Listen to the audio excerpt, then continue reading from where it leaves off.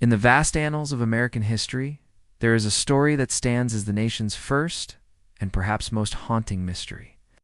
It is a tale that begins with hope and ambition, but ends in a profound and unnerving silence. It is the story of the Roanoke colony, a group of more than 100 English souls who, in the late 16th century, seemingly vanished from the face of the earth. They left behind no letters, no bodies, and no definitive trace of their struggle or survival.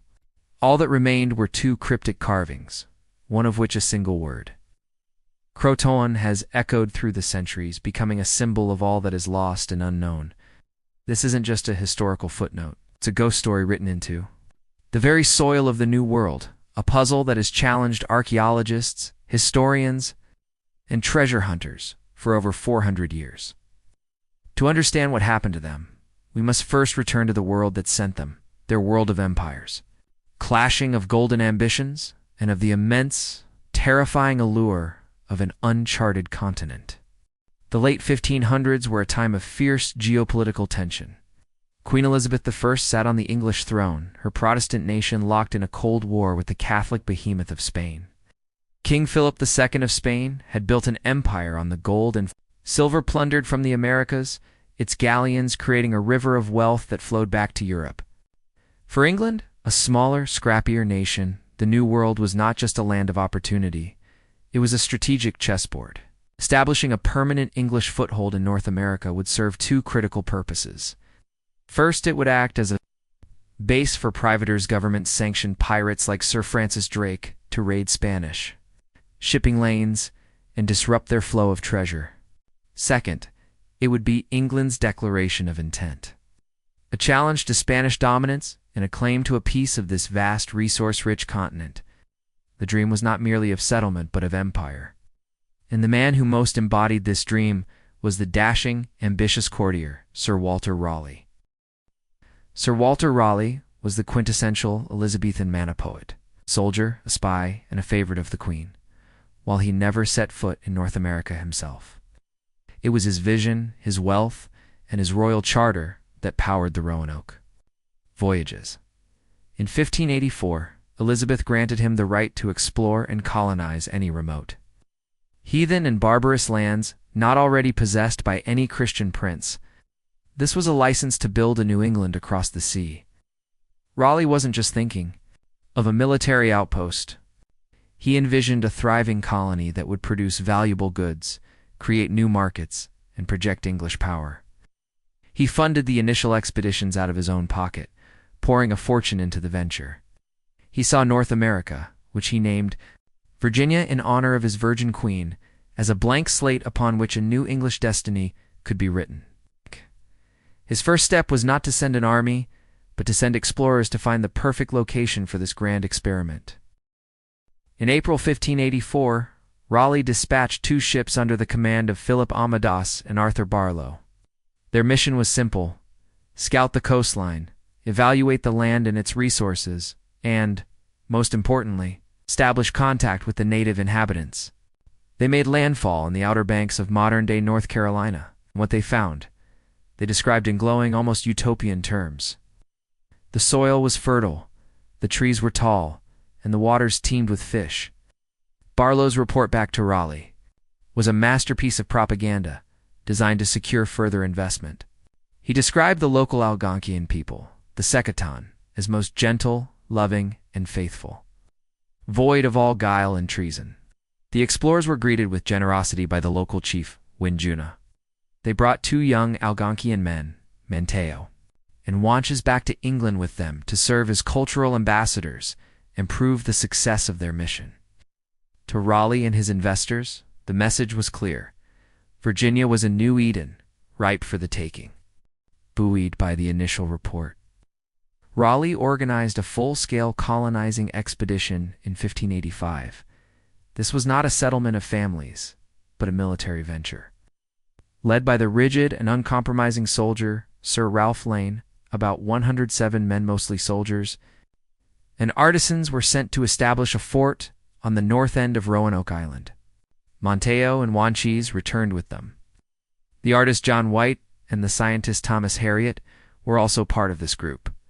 tasked with documenting the land and its people in meticulous detail. However, the paradise described by Barlow quickly revealed its harsh realities. Colonists arrived too late to plant crops for the season, and their supply ship was damaged, losing precious provisions. They became entirely dependent on the local tribes for food. The initial goodwill quickly soured as the English, with their military mindset, demanded food rather than trading for it. Ralph Lane's leadership was paranoid and aggressive, a stark contrast to the diplomacy of the first voyage. The relationship between the English and the Algonquian people fractured under the strain.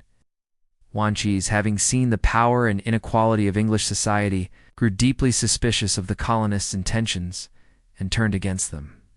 Montejo, however, remained a steadfast ally. The English demanded more and more food from a native population that had its own needs. Tensions escalated until Chief Winjuna, who had once welcomed them, began to plot an attack to drive the English out. Getting wind of the plan, Ralph Lane launched a preemptive strike. In a brutal and treacherous act, he and his men attacked the CROATOAN capital, killing several leaders and personally beheading Chief Winjuna.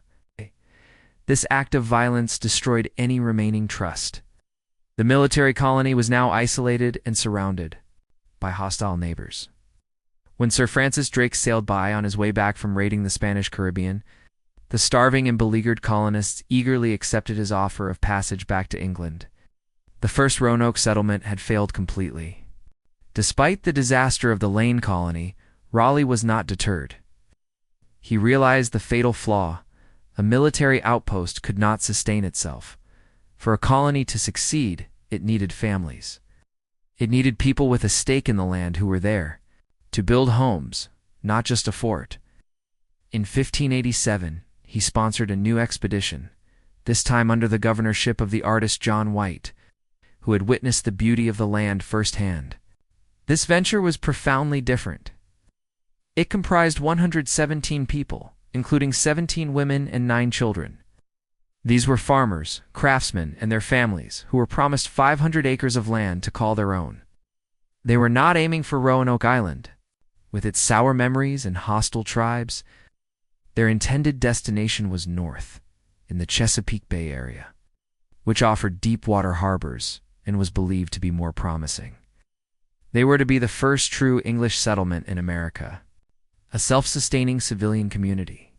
The journey across the Atlantic was arduous, but the colonists' hope remained high. The fleet was piloted by a Portuguese sailor named Simon Fernandes, an experienced but controversial figure whom some historians suspect of treachery. Their plan was to stop briefly at Roanoke to check on a small garrison of 15 men left behind by the previous expedition, before continuing north to the Chesapeake. Upon arriving at Roanoke, they found the fort razed and only the bleached bones of one of the garrison men. It was a grim welcome.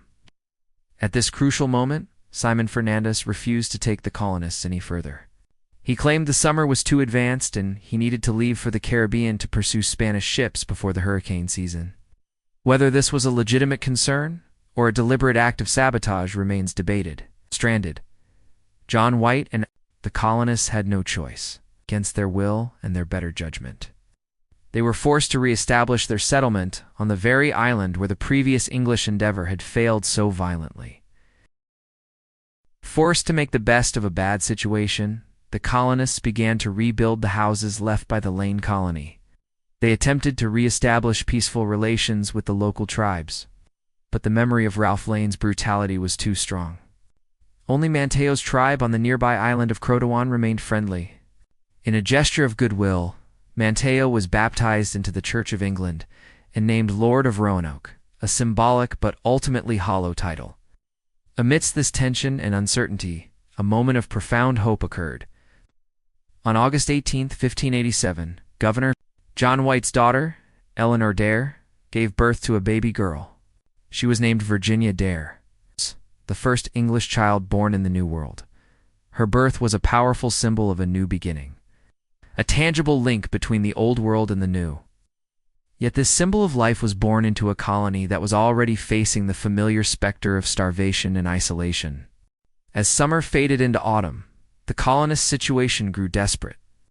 Their supplies were dwindling rapidly, and they knew they would not survive the winter without help. The colony's leaders made a difficult decision. Someone had to return to England to plead their case to Raleigh and organize a relief mission. Because of his leadership position and his ability to advocate for them at court, the colonists begged their governor, John White, to be the one to go. White was deeply reluctant. He did not want to leave his family, especially his newborn granddaughter, Virginia Dare. He feared he would be accused of abandoning his post. But he ultimately agreed it was the only way to save them before he left. They agreed upon a signal. If the colonists had to move from Roanoke Island, they would carve their destination into a prominent tree or post. If they were in distress, they were to carve a Maltese cross above the name. With a heavy heart, John White sailed for England in late August 1587, promising to return with supplies and ships the following spring. John White arrived in England in November 1587 to find a nation in a state of high alert. All of England's resources and attention were focused on a single terrifying threat: the Spanish Armada. King Philip II of Spain had amassed a massive fleet of warships, an invincible armada, with the goal of invading England, deposing the Protestant Queen Elizabeth, and crushing her nation once and for all. In the face of this existential threat, every seaworthy English ship was commandeered for military service. No vessel could be spared for a private venture to a distant colony, no matter how desperate its need. Its pleas for a relief fleet were drowned out by the drums of war. He made 2 frantic but failed attempts to sail with smaller ships, but both were thwarted by piracy and military restrictions. The promise of a return in the spring of 1588 became an impossibility. The year 1588 came and went. The English, in a stunning upset aided by storms they called the Protestant Wind, defeated the Spanish Armada, securing their nation's survival. But the war with Spain dragged on for years, continuing to disrupt shipping and preoccupy the English crown. For John White, it was a period of agonizing frustration. For the colonists on Roanoke Island, it was 3 long years of silence. 3 winters without resupply. 3 summers of watching the horizon. For sails that never appeared, you can only imagine their state of mind. Did their hope slowly curdle into despair? Did their initial supplies run out, forcing them to rely on their wits and the mercy of their neighbors? Did their social structure hold, or did it break apart under the immense pressure? The world had seemingly forgotten them, leaving them isolated on the edge of a vast, unknown continent. Finally, in 1590, John White managed to secure passage on a privateering expedition that agreed to stop at Roanoke. It had been 3 years since he had last seen his family. As his ship approached the island on August 18, his granddaughter's 3rd birthday, his party sounded trumpets and sang English songs, hoping for an answer from the shore. But the only reply was the echo. When they landed, they found the settlement deserted. But it wasn't a scene of chaos or battle. Houses had been carefully dismantled, not burned or ransacked. The area was overgrown with weeds, indicating it had been empty for some time. Heavy chests, including 3 that belonged to White himself, had been dug up and looted, their contents books, maps, and drawings ruined by weather. The small boats that would have been essential for travel were gone. It was as if the colonists had packed up their essential belongings and simply walked away. As White and his men searched the eerie, silent settlement, they found the 2 clues that had been agreed upon. Carved into a wooden palisade post that had been erected around the settlement's perimeter was a single, clear word: CROATOAN. The letters were large and deeply inscribed. On a separate tree, they found the letters CROW. Crucially, there was no Maltese cross carved anywhere. This, to White, was a sign of hope. The absence of the distress signal suggested that the colonists had not been attacked or forced to flee in panic. CROATOAN was the name of the island to the south modern-day Hatteras Island, which was the home of their ally, Manteo, his people. The message seemed clear. The colonists had voluntarily moved to CROATOAN Island to live with the friendly tribe. It was a logical, hopeful explanation. The most widely accepted and logical theory is that the colonists, facing starvation and abandonment, chose to integrate with the only friendly native group they knew. The CROATOAN carving was not a cryptic mystery, but a simple signpost. Dismantled their settlement, packed what they could carry, and made the 50-mile journey south by boat to CROATOAN Island. There, they would have slowly assimilated, intermarrying, adopting Algonquian customs, and blending their bloodlines with the native population. This theory is supported by several pieces of circumstantial evidence. Later English explorers in the 17th century, like John Lawson, reported encountering Native Americans in the North Carolina interior with gray eyes and the ability to read. From a book traits unheard of in the purely native population, for centuries, people on Hatteras Island have passed down oral traditions of ancestors who were white and could talk in a book. Oh. The lost colony was not lost, but found a new home and became part of a new people. A darker and more violent theory suggests the colonists were wiped out. While they were friendly with the CROATOAN, their relationship with other mainland tribes, like the CROATOAN, was poisoned by Ralph Lane's actions. The Spanish, who saw the English settlement as a threat to their claims and shipping, are another potential culprit. A Spanish reconnaissance mission did search for the colony in 1588, but found no sign of it. However, the most likely aggressor would have been a hostile Algonquian tribe. The powerful mainland chief, Powhatan, father of the famous Pocahontas Slater, claimed to Jamestown. Settlers in the early 1600s that he had personally overseen the slaughter of the Roanoke colonists because they had begun living with a rival tribe. However, the scene John White found does not align with a massacre. The careful dismantling of the houses and the lack of bodies or signs of a struggle argue against a sudden violent attack. This theory accounts for their disappearance, but not for the specific clues they left behind. A third possibility lies between assimilation and massacre. The message CROATOAN may have been their intended destination, but they never made it. Perhaps a portion of the group went to CROATOAN Island, while the majority attempted to follow. John White was never able to confirm his theory. An approaching storm forced his ships to abandon the search for CROATOAN Island in 1590, and he never returned to America. For centuries, the mystery lay dormant. The search art has been renewed with scientific rigor. Archaeologists at the Fort Raleigh National Historic Site continue to excavate the 1585 settlement area. More excitingly, recent discoveries have opened new avenues. In 2012, researchers analyzing one of John White's maps found a tiny, almost invisible symbol of a fort hidden under a patch. This location, dubbed Site X, is about 50 miles inland, precisely where the colonists may have planned to move. Excavations at Site X have unearthed fragments of borderware and other late 16th century English pottery, indicating some English presence far from Roanoke Island. This doesn't solve the mystery, but it suggests the story is more complex than a simple move to CROATOAN, perhaps involving the colony splitting into smaller groups. The heart of the Roanoke enigma will always be the word CROATOAN.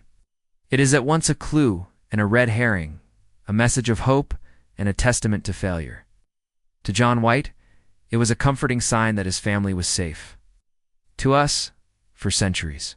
Later, it is a word loaded with ambiguity. Represents the immense bravery of those 117 souls who risked everything for a new life, and the profound failure of the empire that sent them. The word itself has taken on a life of its own, becoming a part of American folklore. It was famously the last word found in the notebook of the writer Ambrose Bierce before he vanished in Mexico, and it has appeared in countless stories and legends. The power of the carving lies in its simplicity. It tells us where they intended to go, but it cannot tell us if they arrived, what became of them when they got there, or how the story of Virginia Dare and her fellow colonists truly ended. The lost colony of Roanoke endures because it is a profoundly human story, played out on a historical scale. It is about hope, survival, love for one's family, and the terrifying reality of being utterly alone. The colonists are not just historical figures, they are ghosts who haunt the American origin story. Their fate reminds us that the narrative of colonization was not a clean, inevitable march of progress. It was fragile, dangerous, and filled with casualties. The lack of a definitive answer is precisely what makes the story so compelling. It forces us to imagine, to theorize, and to keep searching. The settlers of Roanoke wanted to write the first chapter of a new English nation, but instead they became the first question mark. A question mark carved into a tree, waiting silently on the shores of a new world. A historical memory that refuses to be forgotten, precisely because it can never be fully known.